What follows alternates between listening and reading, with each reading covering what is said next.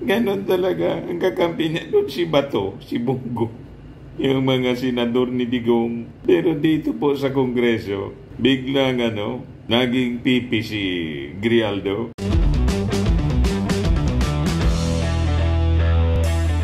Ito naman po yung bago naming product na binibenta online. iGlow Serum, whitening po siya. Tingnan ninyo yung epekto sa aking anak na architect before and now. Yung mga inquiries po ninyo, dumiretso na lang kayo sa kanyang Facebook account, Riz Maravillas.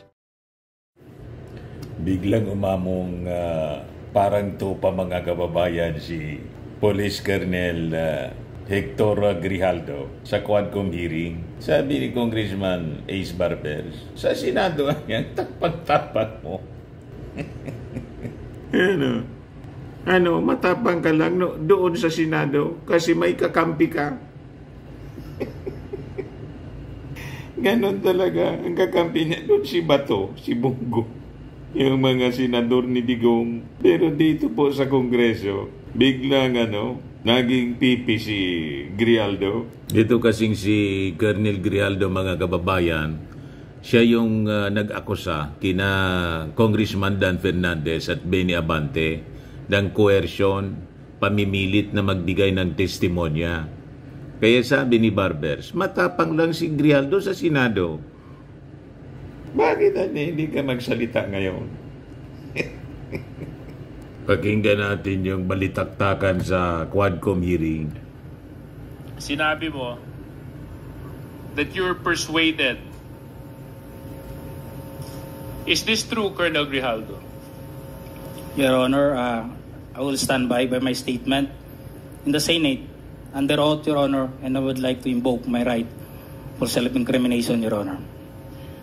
That is out of order. Let it be of record that the statement made by this resource person is out of order. Please continue, Congressman Suarez. Number 17, sinabi nyo dito, I then respectfully told Congressman Dan Fernandez that anyone can debunk my statement if I confirm the testimony of Colonel Garma about DDS in 1999. Since I was not a member of the PNP at that time and I have no knowledge as to the reward system. Additionally, I said that the work of policemen are noble, that requires great sacrifice even without reward or award. It is our moral obligation and a call of duty to serve our country and our people. If I may continue, Colonel Grijaldo. At sinabi mo, Congressman Dan asked me, Colonel Garma, anong masabi mo sa kanya tungkol kay Barayuga? I politely told him I cannot comment on the case when I respectfully answered him, Sir, mahirap yan. Kasama kami sa nag-iimbestiga at hindi ko alam kung anong kinalaman niya at may investigasyon din kami, baka may incriminate ako, sir. Tama po ba ito, Colonel Grijaldo? Your Honor, yes or no lang po, I will stand by my statement in the Senate under oath, Your Honor, and I would like to invoke my right for self-incrimination, Your Honor. Again, the resource person is out of order, and let it be of record that he is continuously disrespecting this committee by refusing to answer appropriately to the questions propounded by the member. Alam mo, Colonel, if I may, DSJJ, binibigyan ka namin ng pagkakataon dito eh. Nung nasa Senado ka, ang tapang-tapang mo eh. Bakit dito ay mo magtapang ka rito? Ipakita mo yung the same candor, the same tapang na pinakita mo doon. Di ba? Bakit hindi mo gawin yan dito ngayon? Nagtatago ka sa likod ng right against self-incrimination eh. Tinatanong sa'yo, relevant question. Matapang ka lang doon sa Senado kasi may kakampi ka. Dito ka magpakita ng tapang mo. Hindi yung nandoon ka lang. Alam mo, ang mahirap kasi sa'yo, Gusto lang nating malaman ang katotohanan sa likod nito. Ang dami mo ng ginawa eh. Dinamay mo pa yung mga kasama na, hindi dahil sa kasama namin sila, kundi hindi tama ang nangyari at ginawa mo. You are trying to besmirch the reputation of this committee. Itong committee ito, hindi ito gawa-gawa lamang. Ito'y pinapayagan ng ating saligang batas. Ito'y pinapayagan at pinayagan ng 300 mahigit na membro ng Kongreso na kung saan ay merong mandato ng taong bayan. Kaya wag mong bastusin ito. Yung tapang mo, nawawala eh. Tawagin mo yung kakampi mo. Ang hirap, alam mo, Colonel, nag-imbento ka ng kwento. And then you speak about honor. And then you speak about the gospel of that was given to you by a priest, talking about honor, and which alam mo ba kung bakit merong honor? Pag hindi ka sinungaling, may honor ka. As simple as that. You're a police officer and you should have kasi yun ang dito eh. Anyway, DSJJ, you can... Well, I totally understand the frustration of our chairman. In fact, it is the same place where I'm extracting my frustration from. No? Kasi nung Senate hearing, napanood ko yung binanggit mo, Colonel Grijaldo, at ako naman, araw-araw, hindi naman araw-araw, na tuwing magkakaroon ng Quadcom hearing, nandito ako. I make it a point to even come early. So, Colonel Grijaldo, you mentioned in your affidavit and even in the Senate hearing that you were coerced. Coerced by certain members of this committee. Totoo ba yun? O hindi? Your Honor, I would like to invoke my rights. Hindi. It's a simple yes or no. Sinungaling talaga. Mr. Chair. Yes or no? Sinight in contempt po, kulong. Yes or no? Yun lang po yun. Sabi mo, truth, di ba? Your Honor, sabi I would mo, like to invoke my right diba? to self-incrimination, Your Honor. Diba sinabi mo, gospel truth, di ba? When you talk of God, there's only right and wrong. There's nothing in between. You want to talk about honor, Colonel Grijaldo? Kung gusto mo, Colonel Grijaldo, mag-usap tayo tungkol sa integridad ng isang tao, ang pagsabi ng katotohanan is the simplest way to show honor. Na hindi ka nagtatago at hindi ka nagsisinungaling. Kasi we're talking about serious issues here, Colonel Grijaldo.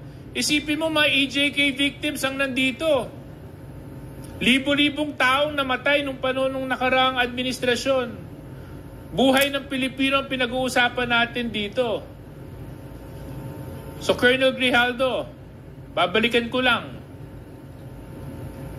Totoo ba? O hindi? Na merong pumilit sa iyo na magsalita na hindi naaayon sa katotohanan dito sa Quadcom? Your Honor, I would like to invoke my right for self-incrimination, Your Honor. Mr. Chair, point of order. What is the point of order, Congressman Ako? The resource person has not answered my question a while ago, and he's still invoking his right against self-incrimination, which is improper. Even the Supreme Court decisions say so. You're just telling me your ignorance of the law. You cannot invoke your right against self-incrimination. Tell me if you have a criminal case against you regarding this issue. Galing ako sa serbisyo, iho, pero nakakahiya ka. Thank you, Mr. Chair. Pag ako na magtatanong, Thank you. sasagot ka. Dahil isasite kita in contempt again. Thank you, Congressman Sir Chair. Akop. Sir Chair, just I'm a quick surprised why he became an officer. Yes, just want to... Are you done, DSJJ? Just a last point lang, Mr. Chair, kay Oh. Colonel Grijaldo. Before Congressman Adjong, I know naman may good friend is very generous with his time. Colonel Grijaldo, sa maraming pagkakataon na inimbitahan ka ng Quadcom, pagkatapos mo magsalita sa Senate, hindi ka nagpakita. At ang dinadahilan mo ay meron kang left shoulder injury. Tama po ba yun? Yes, Your Honor. Was that incriminating, Colonel Grijaldo? Was that answer to your shoulder incriminating? Hindi naman, di ba? Ang dinadahilan nyo, kaya hindi kayo nakakadalo dahil maya't maya po kayo ipinapasok sa Pasig Hospital dahil nag-undergo po kayo ng therapy sa inyong kaliwang balikat. Tama po ba yon, Colonel Grijaldo? I have my left shoulder operation, Your Honor. You have your... Left shoulder operation, Your Honor. So inopera din po kayo? Yes, Your Honor. Okay. O ngayon, yung inaakusa ni Grijaldo, si Dan Fernandez, saka si Abante po, nag-inhibit. Imbes na sila yung magtanong, nag-resource person sila. Kasi sila yung inaakusa po na nag-coerce sa kanya. Pakinggan natin yung sinasabi mga kababayan ni Dan Fernandez at saka ni Congressman Abante. After this mga kababayan, di na nakatiis si yan na nakatiis si Congressman Akop, si 19 content na si Grijaldo. Pakinggan po natin mga kababayan. Sir Chairman, di mo pa binabanggit yan. Kanina sinabi ko nga, after na tinanong na namin yung mga ilang provision dun sa paragraph niya, na alam ko na hindi naman tayo makakakuha ng magandang resulta dun sa confirmation ng betting. Sabi ko nga, naging light na lang yung usapan. Hindi ko na alam kung ano mga napag-usapan. At, but after that, umalis na ako. Tapos sumunod na si Congressman Benny. Pero dinagdag niya sa kanya. Mr. Chair, tama ho. Tama yung sinabi ni Chairman Dan na very cordial, very light ang usapan namin. Parang nabibiroan pa kami dun eh. Nabanggit niya na siya mag-atanim ng kamote. Hindi ba biro yun? Yung ba totoo ba yun na mag-atanim talaga siya ng kamote pagkatapos na mag-retire? Saka, in all due respect, Mr. Chair, if I may, Mr. Chair, may I be allowed to speak? Kasi, alam niyo po, napakasama naman po ng magiging action namin if we have done something like that without the prior approval of the members of the the chairman of the Quadcom. Never na ginawa po ng bawat isa sa atin yan na meron po tayong gagawing betting ay hindi nalalaman po ng ating pong mga kasamahan. And yung pong most especially kung yung pong coercion at harassment na kung gagawin po namin ay mapuput into jeopardy lahat ng ginawa po ng Quadcom. And hindi naman po kami ganun ka-bobo para gawin yung bagay na yon na alam namin na magkakaroon ng bad repercussion kung sakali na hindi mag-a-agree po si Colonel Grijaldo. And well, ako kasi medyo basically nasaktan po ako doon kasi nga I was expecting that Colonel Garma through sa mga lawyers niya na binanggit na hindi, si Colonel Grijaldo was my parang kasakasamahan na niya before and they were very close. And yung expectation mo na sasabihin niya doon na kino-confirm niya, then suddenly nawala. Kaya po ako medyo na-disappoint during that time. But of course, kasama yun, marami na tayong ganyang kausap na talagang afterwards hindi naman talaga na-confirm. But yun na nga, nagpapasalamat po ako sa committee na to na nabigyan po tayo ng pagkakataon para liwanagin tong issue na talagang nahirapan po tayo dahil sa hindi po pag-attend ni Colonel Grijaldo. Mr. Chair, Sa totoo lang, kung siya nasaktan, si Congressman Dan Fernandez, ako naman na-offend. Sapagkat sa katotohanan lang, nasa mukha ba namin na magko-coerce? Nasa mukha niya. Sa mukha. Nasa mukha ba ni Congressman Fernandez na mag-coerce? Ako, nasa mukha ko ba mag-coerce? Tignan niyo nga po yung mukha niya. O, compare po sa mukha namin. And the next statement is that I felt that they wanted to convince me to do what they wanted me to do. So, it was the feeling of Colonel Grijaldo na kinukumbinsi niyo siya na gawin yung gusto niyong ipagawa. That was his feeling. The intention may not be that. Hindi po ba tama, Colonel Grijaldo? I-invoke mo na naman yung right mo? Tama ba yung statement mo? I felt that they wanted to convince me to do what they wanted me to do. I stand by my statement, Your Honor. Sagutin mo yung tanong ko. I would like to invoke my right. Mr. Chair, Your Honor. may I move that we cite Colonel Grijaldo in contempt for violation of Section 11, Paragraph C, refusal to answer relevant questions. So move, Mr. Chair. Second. There is a motion to cite in contempt Colonel Grijaldo for violating Section 11, Paragraph C of our Rules of Procedure governing inquiries in aid of legislation, and it was duly seconded. Are there any objections? Hearing none, the motion is approved. You are again cited in contempt. Mr. Is Congressman Akop done with this interpellation? We have to determine where or what is the duration of his penalty and where he would be incarcerated. Mr. Chair. Is there any motion? Mr. Chairman. Congressman Congressman Paduano. While the rules of the House now with regards to Section 11 citing a resource person in contempt, the detention, the place of detention lies with of course, the chairman of this honorable committee. May I respectfully move, Mr. Chairman, that we will transfer in this contempt order. I move that we will detain Colonel Grijaldo at para malapit-lapit lang sa batasan at Station 6, Mr. Chairman. So move, Mr. Chairman. Are you referring to Station 6 of the Quezon City, Mr. Chairman? Dito lang yan sa batasan. Okay, so move, Mr. Chairman. There is a motion to detain, transfer the detention of Colonel Grijaldo to Station 6 of the Quezon City Police Station. Are there any second? Duly seconded. Any objections? Hearing none, the motion is approved.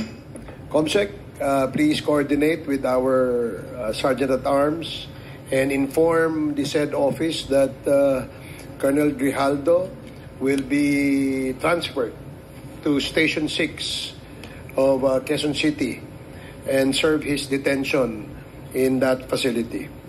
Kulong si Grijaldo po sa Station 6 ng Quezon City, hindi na po sa detention cell ng Congress. Nawala yung tapang po ni Colonel. Ganon talaga po. Pag nagsisinungaling at nakukorner, nagiging pipi po. Sa mga naghanap ng malinis and spacious fitness gym, pumunta lang po kayo sa aming Colossal Fitness Gym. We also offer Grab Car Rental with our brand new 2023 model ng Toyota Innova. We also accept booking for those who are planning to travel via PAL, Cebu Pacific, and other airline companies, local and international, and bills payment for Meralco Bills, PLDT, Aleco Bills, etc. Ang Colossal Fitness Gym is located at 3rd floor Security Bank Building, Landco Business Park, Legazpi City, Albay. For inquiries, look for Gilon Maravillas. Contact number 0966-802-0949. Yan yung aming Innova. Lagi na pong matao sa amin. Pati mga foreigners po, tingnan ninyo. Mga British tourists sila. Ang lalaki ng katawan na, mga kababayan, nag-gym sa amin. Ito naman po, international. Ito mga mga European sila. Ito naman yung bago naming product na binibenta online, Eye Glow Serum. Whitening po siya galing sa South Korea. Tingnan ninyo yung epekto sa aking anak na architect entrepreneur, Riz Maravillas. For inquiries, look for Riz Maravillas on FB. Ito naman po, Firmax Firming and Lifting Cream. Pinapahid po ito sa mga pulses and affected area. Mainam po ito sa mga pains at paninigas na mga kaso-kasuan. Ito po, Automax Radiant Serum. Sa mukha naman yung application. Anti-aging po siya. You will look 10 years younger than your age. Sa mga cancer patients naman po, baka lang gusto ninyo itong itry. Nengxia Red Mix Fruit Drink. Hindi man po siya gamot, food supplement siya. Kaya lang, gawa siya mga kababayan sa goji berry. Yung goji berry may anti-cancer properties. Yung mga inquiries ninyo, dumiritso na lang kayo sa aming messenger sa Facebook para masagot namin agad. Ayos po. Ako po si Dante Maravillas. Bye-bye. God bless.